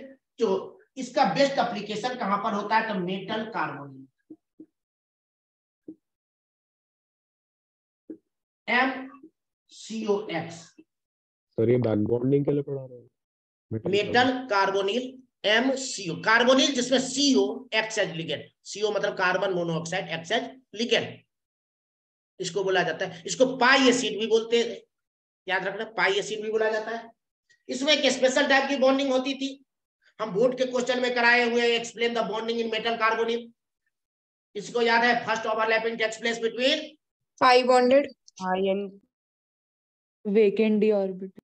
हाँ bonding molecular orbital of CO and vacant d orbital of metal to form क्या sigma bond, and second overlapping takes place between fully filled d orbital of metal and vacant anti-bonding molecular orbital of metal to form pi bond or back bonding. This back bonding is also called synergic bond। और क्या होता था ये, मान लो MCOX पूछ दिया FeCOX में X की क्या वैल्यू, X की वैल्यू बता। तो देखो आयरन का एटॉमिक नंबर कितना 26, CO न्यूट्रल लिगेंड है, कोई चार्ज नहीं है, और इसका नियरेस्ट कितना होता है 36 इनर्ट है। अगर ये X की वैल्यू हमें नहीं मालूम है, X मतलब नंबर ऑफ लिगेंड्स है, तो +1 लिगेंड 2 लोन पेयर देगा तो +2x = 36 हो जाएगा, क्योंकि एक X लिगेंड है तो 2x = कितना हो जाएगा 10, x = कितना हो जाएगा 5। ये फॉर्मूला क्या बनेगा FeCO5। अभी जैसे लिखते हैं CrCOX, अब x की वैल्यू कितनी होगी, तो क्रोमियम का atomic number 24, nearest inert gas 36। अब ये x है तो x मतलब नंबर ऑफ लोन पेयर कितना हो जाएगा 2x, इलेक्ट्रॉन हो जाएंगे तो ये हो जाएगा 2x = हो जाएगा 12, तो x = कितना होगा 6। ये कंपाउंड कौन सा होगा? CrCO6। क्या होगा? CrCO6। लेकिन कहानी यहाँ पर, अब इस मेटल कार्बोनिल में जो स्पेशल टाइप की बॉन्डिंग होती थी उसको बताते हैं, और उससे क्या क्वेश्चन थोड़ा सा एडवांस लेवल का पूछेगा। ये तो सिंपल सा इफेक्ट में एटॉमिक नंबर का एप्लीकेशन। हम मेटल कार्बोनिल की बात कर रहे हैं, बड़ा ही इंपॉर्टेंट टॉपिक है नीट के लिए, मेंस के लिए। तो यहां पर देखना, कार्बन मोनोऑक्साइड ये लिगेंड CO, मेटल कार्बोनिल कहते हैं। मेटल और इसके बीच में बॉन्ड होता है। इसमें इसको ऑर्गेनोमेटालिक कंपाउंड भी बोला जाता है, क्योंकि मेटल और कार्बन के बीच में बॉन्ड होता है। मेटल और कार्बन के बीच में बॉन्ड होता है। इसके पास वैकेंट d ऑर्बिटल होते हैं, और इसके पास क्या होता है? Fully filled bonding molecular orbital होता है, मतलब 2 इलेक्ट्रॉन होते हैं। ये इसमें डोनेट करता है, यही बनता है कौन सा बॉन्ड? कौन सा बॉन्ड बनता है ये? तो सिग्मा। ये क्या है? वैकेंट d, यही बताया। और इसके पास में क्या होता है? Vacant anti bonding molecular orbital होता है, vacant anti bonding molecular orbital. और इसके पास में क्या होता है? फुल्ली फिल्ड क्या होते हैं? d orbital. अब यहाँ पर फुल्ली फिल्ड d ऑर्बिटल, यहाँ पर अब दूसरा जो ओवरलैपिंग होता है यहाँ पर, यही बॉन्ड सिनर्जिक बॉन्ड कहलाता था। अब देखो एक बात, यहाँ जो क्वेश्चन तुम्हें पूछा जाता है, जो 2-3 क्वेश्चन पूछे जाते हैं उसकी बात करते हैं। किस मेटल कार्बन का बॉन्ड ज्यादा मजबूत है, या किसके कार्बन और ऑक्सीजन का बॉन्ड क्या मजबूत है, या बॉन्ड ऑर्डर किसका कम हो गया, बॉन्ड ऑर्डर ज्यादा हो गया, इस पर भी क्वेश्चन पूछे जाते हैं। ये जितना ज्यादा इलेक्ट्रॉन देगा, सुनते रहो, मेटल और कार्बन के बीच में बॉन्ड है, मेटल और कार्बन के बीच में बॉन्ड है, कार्बन और ऑक्सीजन के बीच में बॉन्ड है, ऐसे। अब ये जो दे रहा है इलेक्ट्रॉन, इसको ये अगर इलेक्ट्रॉन ज्यादा दे देगा तो यहाँ पर इलेक्ट्रॉन डेंसिटी, यही पाई बॉन्ड कैरेक्टर आ जाता है। इलेक्ट्रॉन डेंसिटी जितना, तो बॉन्ड उतना छोटा होता जाएगा, बॉन्ड उतना छोटा। ये मेटल और कार्बन का बॉन्ड, ये जितना ज्यादा इलेक्ट्रॉन देगा ये बॉन्ड उतना छोटा होता जाएगा। ये बॉन्ड जितना छोटा होता जाएगा ये बॉन्ड उतना बड़ा होता जाएगा, क्योंकि हम यहाँ ट्रिपल बॉन्ड कैरेक्टर, कार्बन 4 ही बॉन्ड बनाते हैं। मान लो 1.5 यहाँ बना लिया तो यहाँ 2.5 ही बचेगा बॉन्ड ऑर्डर, क्योंकि टोटल 4 ही बॉन्ड होना चाहिए। और ये जब यहाँ पर में ये जितना बॉन्ड मजबूत होगा, ये बात ध्यान में रखना। अभी ये हम लिख देते हैं, ये अगर स्ट्रॉन्ग बॉन्ड तो इसका उल्टा ये क्या होगा? वीक। ये अगर वीक बॉन्ड होगा मेटल कार्बन का, तो कार्बन ऑक्सीजन का बॉन्ड क्या होगा? स्ट्रॉन्ग होगा। बॉन्ड लेंथ, ये बॉन्ड लेंथ अगर छोटा होगा, ये bond length shorter bond length, ये हो जाएगा लॉन्गर बॉन्ड लेंथ। ये ओवरलैपिंग के कारण होता है। ये जितना ओवरलैप यहाँ करता है, ये इसके एंटी बॉन्डिंग में इलेक्ट्रॉन देता है, तो एंटी बॉन्डिंग में इलेक्ट्रॉन बढ़ जाए तो MOT कहता है, जो बॉन्ड ऑर्डर क्या हो जाती है? कम हो जाती है। बॉन्ड ऑर्डर कम हो जाए तो बॉन्ड लेंथ क्या हो जाएगा? बढ़ जाएगा। ये मॉलिक्यूलर ऑर्बिटल थ्योरी है केमिकल बॉन्डिंग का। जो अगर एंटी ये कहां पर दे रहा है, तो एंटी बॉन्डिंग मॉलिक्यूलर ऑर्बिटल में दे रहा है, और एंटी बॉन्डिंग स्टार वाले में दे रहा है। और एंटी बॉन्डिंग में जब इलेक्ट्रॉन बढ़ता है, बॉन्डिंग में अगर इलेक्ट्रॉन बढ़ता है तो क्या हो जाता है? बॉन्ड ऑर्डर बढ़ जाता है। और एंटी बॉन्डिंग में बढ़ जाता है, केमिकल बॉन्डिंग में पढ़ा होगा, कभी कभी याद होगा, sigma 1s2 sigma star 1s2 sigma 2s2, इस तरह से। अगर एंटी बॉन्डिंग में बढ़ जाता है तो बॉन्ड ऑर्डर कम हो जाता है, क्योंकि बॉन्ड ऑर्डर का फॉर्मूला आता है NB - NA/2। अगर ये इलेक्ट्रॉन बढ़ जाएगा तो इसकी वैल्यू क्या हो जाएगी? कम हो जाएगी। तो यहाँ पर बॉन्ड ऑर्डर क्या हो जाती है? कम हो जाती है। बॉन्ड ऑर्डर और बॉन्ड स्टेबिलिटी, या ये डायरेक्टली प्रोपोर्शनल होता है। बॉन्ड एनर्जी डायरेक्टली प्रोपोर्शनल होता है, लेकिन बॉन्ड लेंथ क्या होता है? Inversely proportional. बॉन्ड लेंथ क्या होता है? इनवर्सली। तो बॉन्ड ऑर्डर अगर क्या हो जाएगा? कम हो जाएगा, तो बॉन्ड लेंथ क्या हो जाएगी? बढ़ जाएगी। इस पर पहले तो लगातार क्वेश्चन पूछे आते थे इस मेटल कार्बोनेट पर बॉन्ड स्ट्रेंथ पर। अब एक बात तुम ध्यान में रखना, जो कौन ज्यादा इलेक्ट्रॉन देगा, कौन कम है। किसी मेटल पर निगेटिव चार्ज है, किसी मेटल पर 0 चार्ज है, और किसी मेटल पर पॉजिटिव चार्ज। ऐसे क्वेश्चन पूछे जाते हैं नीट में। अब बताओ तो इसमें कौन सा मेटल बेटर डोनर होगा? ज्यादा इलेक्ट्रॉन कौन देगा एंटी बॉन्डिंग को, और कम कौन देगा? माइनस माइनस वाला ज्यादा देगा, इसका मतलब उसके पास इलेक्ट्रॉन डेंसिटी क्या है, ज्यादा है। कई बार बता चुके हैं जो कौन ज्यादा डोनेट कर सकता है, ओ या वो, याद आ गया होगा। तो यहां पर नेगेटिव चार्ज है कि बेटा डोनर होगा, पॉजिटिव चार्ज है तो बेटा डोनर नहीं होगा। ये ज्यादा डोनेट कर देगा एंटी बॉन्डिंग में, ये बॉन्ड तो मजबूत हो जाएगा, लेकिन ये बॉन्ड क्या हो जाएगा, उससे कम कौन करेगा, जीरो वाला। पॉजिटिव वाला क्या करेगा सबसे। यहाँ दो क्वेश्चन पूछे जा सकते हैं कि इसमें से किस मेटल और कार्बन का बॉन्ड स्ट्रॉन्ग है, या किस कार्बन और ऑक्सीजन का बॉन्ड स्ट्रॉन्ग है, या किसका वीक है, किसका बॉन्ड लेंथ ज्यादा है, किसका बॉन्ड लेंथ कम है। 4 क्वेश्चन ध्यान देना। तो क्या बताया, जो मेटल पर अगर नेगेटिव चार्ज हो तो बेटा डोनर होगा, बेटा डोनर होगा तो बॉन्ड लेंथ ये क्या हो जाएगा, कम हो जाएगा। बॉन्ड लेंथ ये कम हो जाएगा तो ये बॉन्ड लेंथ क्या हो जाएगी, बढ़ जाएगी, क्योंकि ज्यादा डोनेट कर देगा एंटी बॉन्डिंग में। उसके बाद कौन सा, जीरो वाला। उसके बाद कौन सा, पॉजिटिव। जैसे एक क्वेश्चन हम लिखते हैं इस कंसेप्ट पर, उसके बाद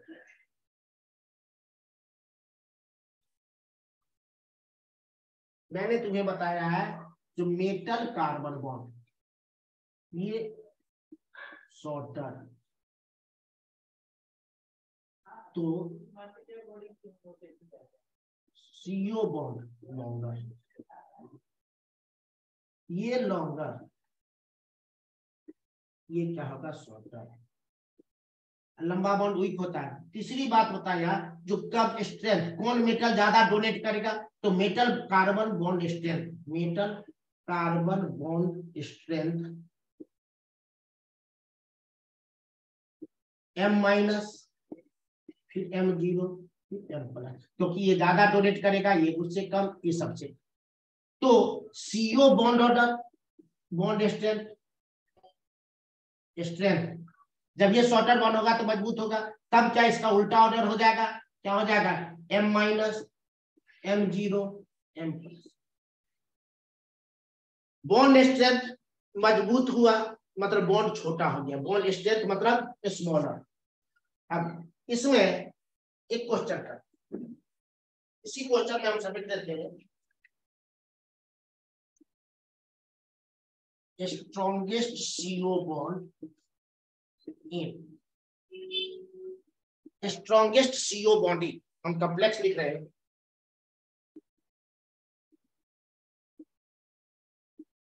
MnCO6+, दूसरा CrCO6+, CrCO6 सॉरी, C हो गया, FeCO5, D हो गया, VCO6-।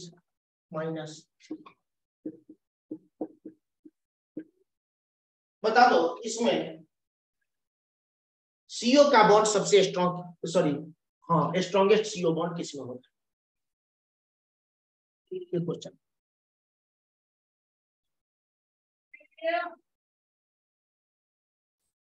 कौन सा ऑप्शन होगा,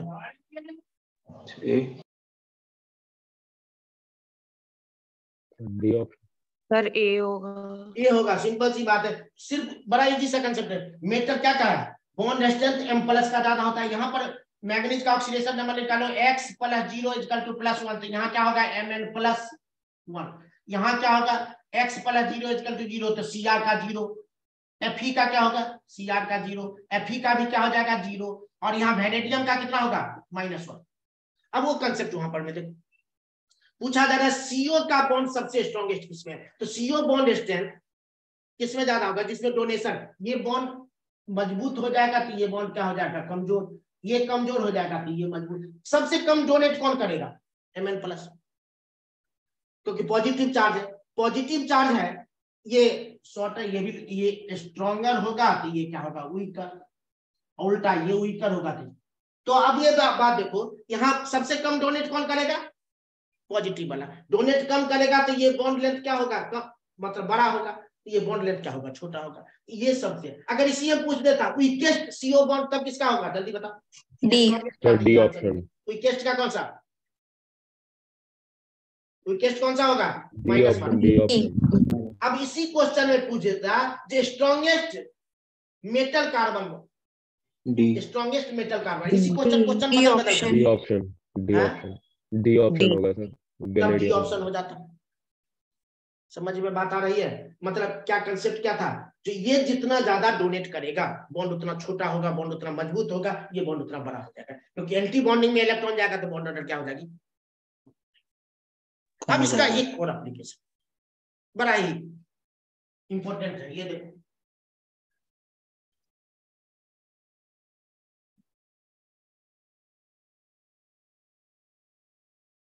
एक कॉम्प्लेक्स कार्बोनिल तुम्हारे एनसीईआरटी में है, जिस पर क्या क्या क्वेश्चन पूछे जा सकते हैं उसकी बात। अब MnCO4, इसमें मैंगनीज का इफेक्टिव एटॉमिक नंबर बताओ। हम EAN पर थे, इफेक्टिव एटॉमिक नंबर बताओ मैंगनीज का।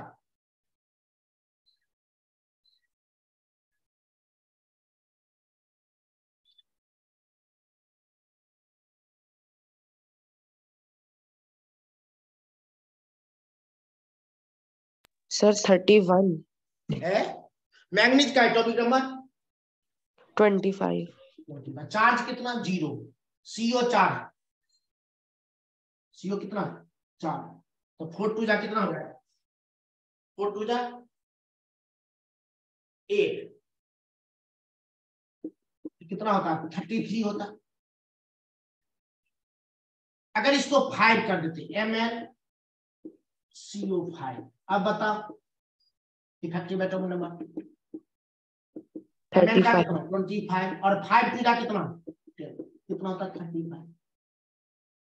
ये सब क्या कर सकता है इसकी बात कर, तुम्हारे बुक में ये दिया है, हमने 2 1 ले लिया एक्स्ट्रा। अब यहाँ पर ये दोनों में 35 है, इनर्ट गैस से 1 इलेक्ट्रॉन कम है, तो ये बताओ इलेक्ट्रॉन गेन करेगा या लूज करेगा, जो पूछ रहे हैं उसके जवाब।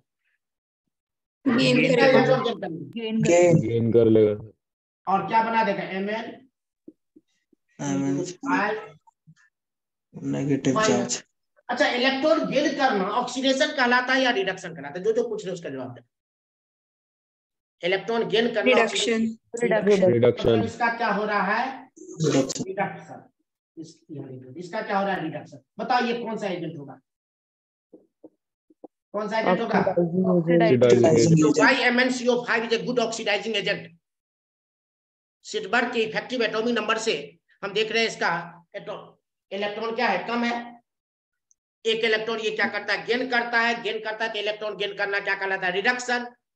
ये हो या ये हो, ये सब क्या होगा, कौन सा एजेंट होगा। इलेक्ट्रॉन ये कितना इलेक्ट्रॉन गेन करेगा, 3, तब इलेक्ट्रॉन गेन करना, तो इलेक्ट्रॉन गेन करना क्या कहलाता है, इलेक्ट्रॉन गेन करना रिडक्शन। कौन सा एजेंट होगा, कौन सा एजेंट होगा, ऑक्सीडाइजिंग। या एक बार देखो CO, ये भी तुम्हारे एनसीईआरटी में CO cobalt effective atomic number बताओ, इफेक्टिव एटॉमिक नंबर कोबाल्ट का एटॉमिक नंबर 27। CD का तो पूरा याद रखो बोर्ड के लिए भी। और 4 कार्बोनिल है, कितना हो जाएगा, इसका भी एक इलेक्ट्रॉन कम है, ये भी क्या करेगा, इलेक्ट्रॉन गेन करेगा। इलेक्ट्रॉन गेन करना तो क्या होगा, एक CO कोबाल्ट है, एक CO कार्बोनिल है माइनर, ये भी कौन सा एजेंट होगा, ऑक्सीडाइजिंग एजेंट। अब इस 2 का स्ट्रक्चर कई बार आ चुके हैं नीट में, मेंस में, जिस पर क्वेश्चन, तब हम बताते हैं इस दोनों की, जो तुम्हारे एनसीईआरटी में है। बाकी कॉमन आते हैं NiCO4। अब इसमें 1 इलेक्ट्रॉन कम है, इसमें भी 1 इलेक्ट्रॉन, इसमें भी कम है। इन दोनों का स्ट्रक्चर पर क्वेश्चन पूछते हैं इसकी बात। 35 इलेक्ट्रॉन हुआ, तो पहले हम MnCO5 का दिखाते हैं। इसका इफेक्टिव एटॉमिक नंबर 35 आया, मतलब मैंगनीज पर टोटल 35 इलेक्ट्रॉन है, और ये चाहता है 36। ये क्या करता है, दूसरे MnCO5 से कंबाइन कर लेता है।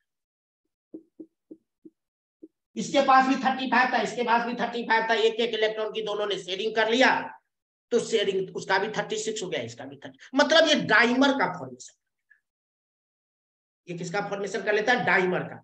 डाइमर का मतलब क्या बन जाते हैं, क्या बनेगा, फॉर्मूला क्या होगा बताओ डाइमर का। 2 मॉलिक्यूल इकट्ठा हो रहा है, MnCO5 होल ट्वाइस। या ऐसे भी लिखा हो सकता है Mn2CO10। 5 टू कितने हो गए 10। अब इसका स्ट्रक्चर हम डिस्कस करते हैं, इसका स्ट्रक्चर कैसा। हमने कहा जो 2 MnCO5 वोल्टाइल में 2 कंबाइंड, 2 मैंगनीज Mn दोनों आपस में दोस्ती किया है। इस पर भी 5 CO,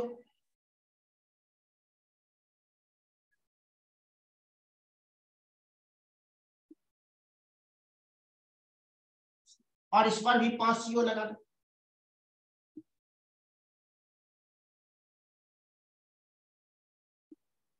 ध्यान रखना स्ट्रक्चर किसका, MnCO5 वोल्ट ट्वाइस। ये डाइमर, क्यों डाइमर बताया समझ में आया? तो किसका इफेक्टिव एटॉमिक नंबर कितना था? 35 36 रहा था। तो एक एक इलेक्ट्रॉन यहां पर मैं कर लिया। अब इसको पूछते हैं कितने Mn के बॉन्ड है, कितने MnCO के बॉन्ड है MnCO होल 5 ट्वाइस में। तो ये स्ट्रक्चर देख करके तुम्हें समझ में आ जाना। ये स्ट्रक्चर किसका है? Mn2CO10 या MnCO whole 5 whole twice dimer का फॉर्मेशन। एक दूसरा भी तुम्हारे एनसीईआरटी में जो इंपोर्टेंट है मेटल कार्बोनिल में, CO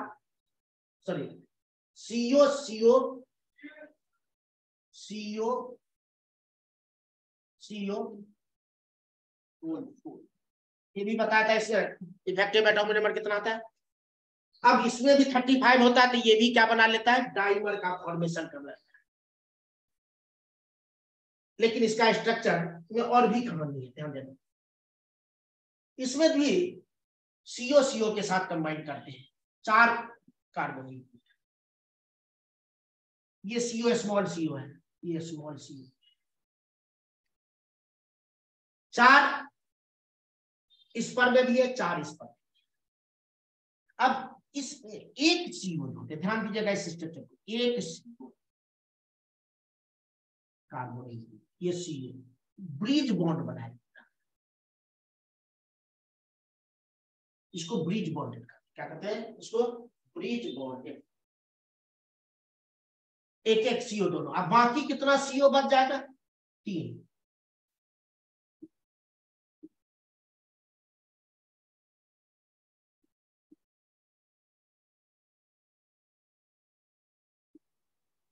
अब ये स्ट्रक्चर है, या C डबल बॉन्ड को ऐसे भी दिखा सकते हैं, इसको C डबल बॉन्ड को, इस दोनों को बोला जाता है ब्रिज बॉन्डेड। दोनों को क्या बोलते हैं? ब्रिज। अब इसमें क्या क्या क्वेश्चन पूछ देता है, कितने CO के बॉन्ड है, CO मतलब दोनों स्मॉल हो, कितने CO बॉन्ड है, यही है ब्रिज बॉन्ड। CO ये दोनों छोटा CO है O, और ये बड़ा CO। कितने CO बॉन्ड है, ये 3 चीजें। डाइमर फॉर्मेशन क्या बताया, जब इफेक्टिव एटॉमिक नंबर 36 नहीं हुआ, एक इलेक्ट्रॉन कम हुआ, तब वो क्या करता है, आपस में दूसरे के साथ कंबाइन कर लेता है। अब ये 3 क्वेश्चन यहाँ पर फॉर्म कर सकते हैं। CO का कितना, CO 1 एक बॉन्ड है। मेटल CO के बीच में कितने बॉन्ड है? 6। और ये कौन सा बॉन्ड हो गया, ब्रिज बॉन्डेड कितने हैं? 2 है। और ये स्ट्रक्चर किसका है? और इस कंपाउंड से मेटल कार्बोनिल को बोला जाता है ऑर्गेनोमेटालिक कंपाउंड, ऑर्गेनोमेटालिक कंपाउंड। और ये कैसा ऑर्गेनोमेटालिक कंपाउंड है? तो sigma and pi bonded organometallic, sigma and pi bonded, क्योंकि इसमें सिग्मा बॉन्ड भी बनता है। 3 तरह के ऑर्गेनोमेटालिक कंपाउंड होते हैं। एक तो तुम्हारे पढ़ाया गया, 2 नहीं पढ़ाया गया। 2 तुम्हें पढ़ाया नहीं गया। एक होता है सिग्मा बॉन्डेड, एक होता है पाई बॉन्डेड, और एक होता है sigma and pi bonded organometallic. तो हम जो ये अभी मेटल कार्बोनिल की बात की है, वो किसका एग्जांपल है? Sigma and pi bonded organometallic.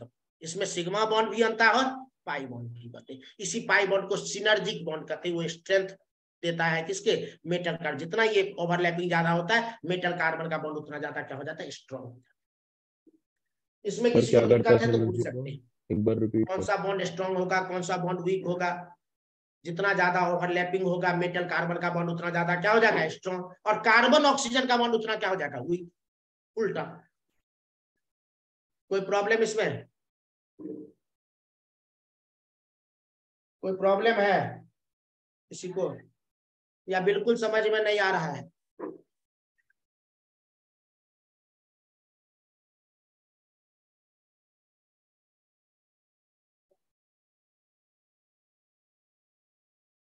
अब एक क्वेश्चन बड़ा सिंपल सा IUPAC नेमिंग पर आ जाता है, फॉर्मूला पर, उस पर हम ज्यादा डिस्कस नहीं करेंगे क्योंकि तुम्हें बोर्ड के लिए भी तैयारी करना ही है, तो देखना। तो और मेन हम जो 3 टॉपिक है, VBT, CFT और आइसोमेरिज्म, उस 3 पर ज्यादा जोर देंगे। तो नेमिंग कोऑर्डिनेशन का वैसे भी कहा था जो कुछ करना चाहिए बोर्ड के लिए भी, कम से कम NCERT में जो क्वेश्चन है सॉल्व और इन टेक्स्ट, वो भी 5, 7, 10 कर लोगे तो तुम्हें प्रैक्टिस हो जाएगा। 2 क्वेश्चन होता था, एक फॉर्मूला लिखना होता था, एक IUPAC नेम लिखना। इस पर हम रूल टूल नहीं बताने जा रहे हैं, सिंपल सा 1-2 कंपाउंड लिख करके नेमिंग बता देते हैं बोर्ड के लिए।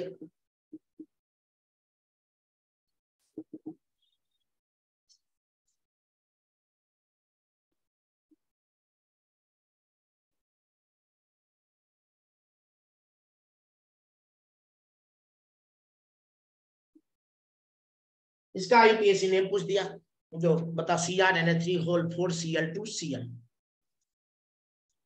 एक सेंट्रल एटम होता है, बाकी सारे लिगेंड्स होते हैं। एक से ज्यादा तरह का एलिमेंट होता है तो इसको हेटेरोलैप्टिक कॉम्प्लेक्स बोलते हैं। क्या बोलते हैं, हेटेरोलैप्टिक।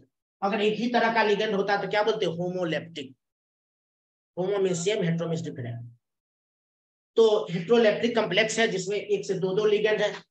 लिगेंड डोनेट करता है, मेटल एक्सेप्ट करता है। हमेशा नाम पहले लिगेंड का डालोगे, बताया था डोनर बड़ा होता है एक्सेप्टर से, जो डोनेट कर रहा है, तो किसका नाम पहले लिखे, लिगेंड्स का, और उसके बाद किसका नाम लिखे, सेंट्रल एटम, और उसके बाद ये जो काउंटर आयन है वो एनायन होगा।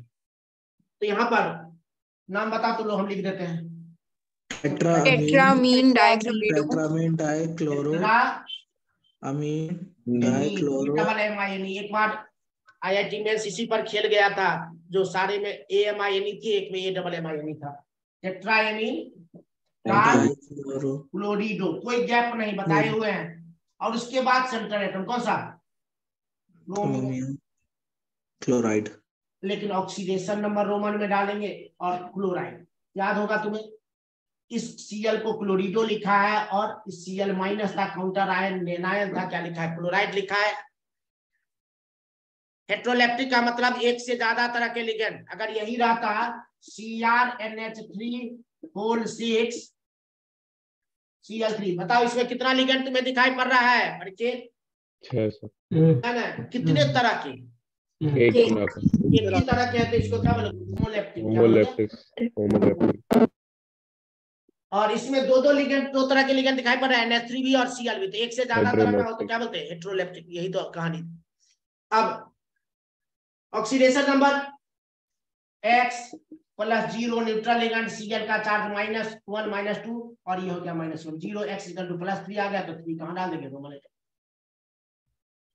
ये तो सबको आना चाहिए था नेमिंग। अब एक और एग्जांपल ले लेते हैं।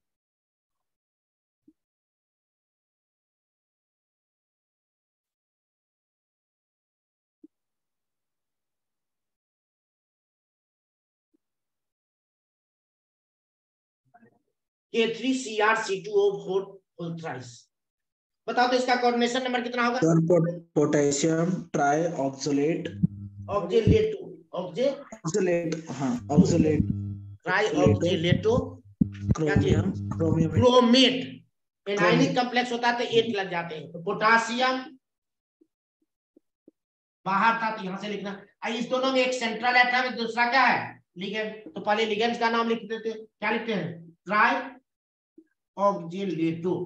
और सेंट्रल एटम में इस बार क्या लग जाएगा एटी, जब एनायन, ये केटायन और ये एनायन, और 8 और ऑक्सीडेशन नंबर निकालोगे तो 3 आ जाएगा।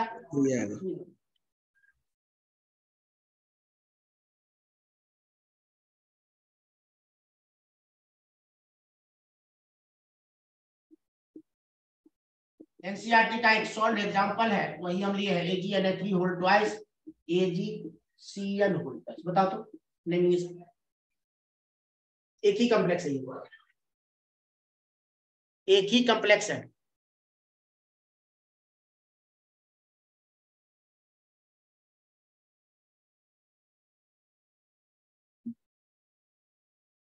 सर डायमाइन सिल्वर और डाइसाइनाइड सिल्वर। अर्जेंटेट, इधर वाले में 8 लगेगा, इधर वाले में नहीं लगेगा। तो डाई सिल्वर, यहां सिल्वर होगा, ऑक्सीडेशन नंबर डाइसाइनो या साइनिडो, और यहां क्या लिखेंगे अर्जेंटेट, ऑक्सीडेशन नंबर 1 1 आ जाएगा।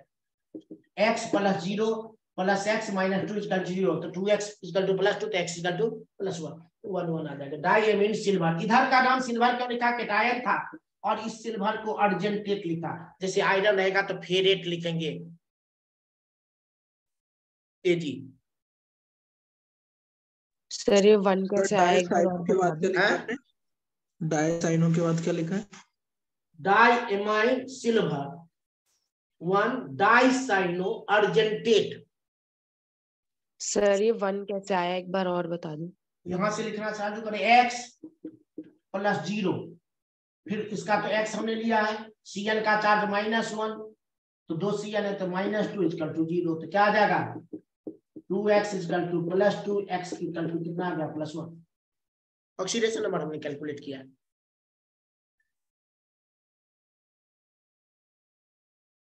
अब आगे की कहानी, बहुत बच्चे सबको भूख लग गई है, थक गए हैं, तो नेक्स्ट क्लास में